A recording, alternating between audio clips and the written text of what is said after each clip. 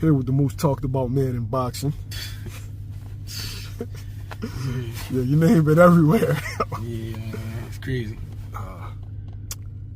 Coming off of a unanimous decision victory, November 9th against Karen Chikazin, the bout didn't go the way that you wanted it to go. What happened? I just went in there and it just, like, when you fight guys that you already beat already, it's like kind of like hard to get up. And I thought I did a good job of, in camp of, trying to get up for this guy, but I fought exactly how I trained. Like, this was like on some lazy stuff, not being myself, not being sharp, and not having as much fun. I from like 1 through 5, I had a little bit of fun, but after the 1 through 5 and 6 through 12, I just like, I don't know, I got not frustrated, but like just the holding and it just was a lot of things going on, holding and just a lot of things was going on, and like, and it just, there was a lot of frustration, and I definitely did not like my performance at all, and yeah. You seem to get bloodthirsty after the knockout, yeah. Right? Were you just trying to just get him out of there for the fans, or were you just trying to get him out of there because you couldn't get him in the first fight? I mean, I feel like it's a little bit of like both, trying to get him out of there for the fans and trying to get him out of there because, I didn't stop him the first time, and, it just, that didn't go as planned, and I feel like I rushed it, and if I didn't rush it, I would have got the knockout. I did kind of like the exact same thing I did the first fight. I just rushed it. I wasn't being sharp, wasn't taking my time, was lazy. I watched it a couple of times, and it just wasn't me. And I was like real frustrated with myself and things like that. And I just, like, after that fight, I just wanted to, just take some time off, chill with the fam, enjoy the holidays, and that's about it. Looking for the latest sports apparel? NFL Shop has got you covered. All the newest jerseys, hats, and clothes from all your favorite NFL teams. Click the link and get into it. Boots, the last time we heard from you, it was a tweet. It was kind of in reaction to the Vergil Ortiz negotiation rumors. Yeah. You want to talk about that? Yeah, it was just a lot of just like false information going around, fake news. I never had agreed to fight Vergil Ortiz on February 22nd, and when Eddie called on the deadline, I was undecided whether I was going to stay at 47 or move to 54. Why were you undecided at that point? I was undecided because, as everybody know, I want to unify, be lineal, or at least be undisputed at 147, or get my hands on one of those titles. And what nobody knows is, well, everybody know, because everybody was quote unquote calling me the email champ. So, with that being said, I never was able to fight a world champion or take a world title from somebody. I was given the belt out of my hands. That was out of my hands. I couldn't say yes or no. Does that kind of like take away from like what you always dreamed of as a kid? Yeah, it definitely took away what I always dreamed of as a kid. And I have yet to still feel that feeling of winning a world title and taking it from somebody, and that's what really got to me. And that's why I was indecisive on like what I should do, and that's why I took some time off from boxing for a little bit, for like 2 weeks, 2-3 weeks. So you didn't ask for the Vergil Ortiz bout to be at 147 pounds because that's what some outlets are reporting. No. Why would I do that? Vergil Ortiz, when the last time he made 147, and the last time he got down to try to get to 147, he almost hurt himself. I think he tried to fight Stanionis, 2 times? Yeah. Or something like that? The first time, I think Stanionis had like appendicitis, but the other 2 times, he couldn't make it because he got sick. So it was more than 2 times? Yeah. That's exactly my point. Why would I try to make somebody get down to a weight class where he almost hurt himself, killed himself, or whatever, and like, that don't make sense. Like, it's common sense. People should know that and read up on things and pay attention more. Like, none of that stuff makes sense. Why would I bring him down to 147? Like, it don't make sense. And it's a lot of people don't understand. When you go up in weight, and things like that, you can't come back down and keep. It's hard to do that. Look at Roy Jones. Look at these other guys that Kell Brook. Like people, when you go up in weight, you come back down. You either gonna hurt yourself or you're not gonna be the same fighter no more. So it's just hard to do that. And that was another big reason why I was undecided on whether I should go to 54 or stay at 47. I mean 47. Okay.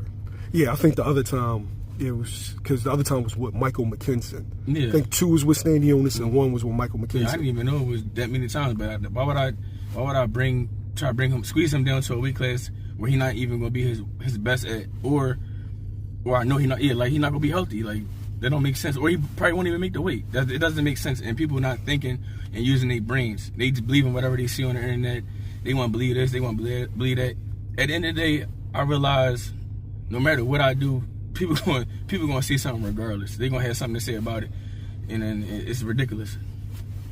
NBA Shop has all the latest sports apparel. Click the link for the newest jerseys, hats, and clothes from all your favorite NBA teams. Boots, the whole world is calling you a duck, bro.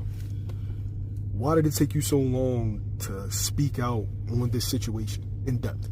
Not gonna lie, I was hot, I was heated, and I was angry, and I reached out to everybody involved, to get down to the bottom of what was going on. And it was just a bunch of like miscommunication and things like that. And I got a great team, and I hired them to do their job. But I just felt like I was out of the loop, and that's my fault. And like from this point forward, I feel like I should be. Now I feel like I will be be more in tune with what's going on and more, vocal, and knowing what's going on and things like that. So is that what you meant by the tweet? Like everything goes through you? Yeah, that's exactly what I mean. Like if y'all hear that from me, if y'all hear nothing from me or from from me texting it on social media or just me in general saying, if y'all don't hear them words out of my mouth, it ain't come from me. You get what I'm saying? Okay. So you weren't involved in the negotiations for the Vergil fight at all? No, they called on the deadline and I was undecided, like I said. I want to send a shout out to one of my sponsors, SeatGeek, best ticket website out there, bar none. NBA, NFL, wrestling, boxing, you name it, they got it. SeatGeek. Click the link in the description box. You won't be disappointed. When you say you had no idea about the negotiations, people don't believe you, bro. Like I'm seeing it all in my comments, seeing it all over Twitter. They saying it was all over the internet. Mm-hmm. There's been a bunch of interviews. How didn't you know? I mean, at the end of the day, people gonna believe what they want to believe regardless. But talks is talks, and negotiations is negotiations. Talks is rumors and things like that, and false accusations. Negotiations is somebody sending an about agreement and things like that. It's a big difference. 2 different things. All right, so you were never sent the about agreement for February 22nd for Vergil Ortiz? No, I never was sent about agreement. All right, something else that people are being critical of you on. You've been echoing that you wanted to face Terence Crawford. And at 47 and when he moved to 154 pounds. So they're saying if you're willing to face Terence Crawford at 154, why aren't you willing to face Vergil Ortiz at 154? Terence Crawford is a future Hall of Famer, if not a Hall of Famer. It's like the same thing with him, trying to get Canelo, and move up to 68 and only fighting Canelo. And nobody else at 68. It's the same thing. Okay. I mean, that makes sense. That makes sense. What is Jaron Ennis' plans for his next bout? Because the world wants to know. 2025 for my next bout, unification. And that's all you want? That's all I want. Unification. I like I said before, I gotta get my hands, on one of those belts, and I gotta get that feeling of taking a belt from somebody, and I have, like I said, I have yet to feel that feeling yet, and I feel like that's what I need for my career and my legacy. Like I need to feel that feeling of taking that belt from somebody, and I feel like that stamp myself. Like for me, I feel better about myself, at 147. 147-pound unification bout next. You're saying that you've been not robbed, but you never got a chance to have that feeling of taking the title away from somebody, winning it in the actual ring. Yeah. You got Barrios, you got Stanionis, you got Brian Norman Jr. Right? Which one of those is the fight for you next? Any one of those guys, all of those guys, and I feel like we all should sit down, and make these fights happen and take it in our own hands and make these fights happen and things like that. All three of them was on record, saying that they had take to fight me next. I know Barrios he said it before his last fight, and I know Stanionis said it as well, and I know, me and Norman, negotiations fell through, for some odd reason, but we always can revisit that and things like that, and like I said, we should put it in our own hands, and we should all sit down at the table and make it happen ourselves and things like that. Okay. Now, there's been in an actual interview, Barrios said that in 2025 that could definitely happen. Yeah. And that that he would in 2025, or he's willing. Yeah. Right?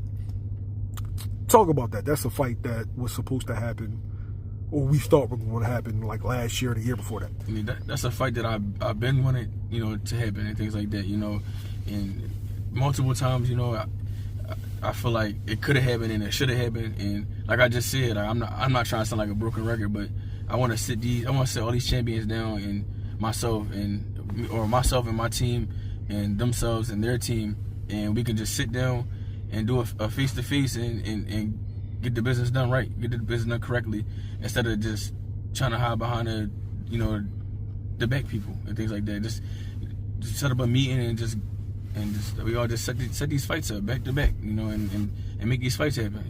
That's important to me.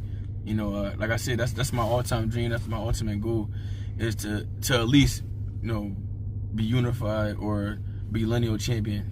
But undisputed is definitely my goal. But at least unify or a lineal champion. That got to be. I got to get my hands on one of those belts. Before one or two of those belts before I leave. Brian Norman Sr. is on record feeling like after the Karen Chikazin performance that his son will definitely knock you out. He know that's not happening. And I got a lot of things that I'm going to say, if that fight ever happened, because I got a lot of inside scoop, on him and things like that. And I got his number. That's all I'm going to say. Just know that I got his number, and things like that. And they all they do is talk. They talk a lot, but like I just said, let's make these fights happen. Let's all sit down. Everybody got to stop going on Instagram and doing lives and YouTubes and going to the media for things. Come to me, or come to me personally. I'm gonna say that. Come to me, and we gonna sit down. We gonna make these fights happen face to face, instead of hiding behind the promoters and things like that. They can be at the table with us too, but like I said, just call me, and we gonna make these fights happen face to face. And I feel like it's no way out after that. You got it. What you gonna do then?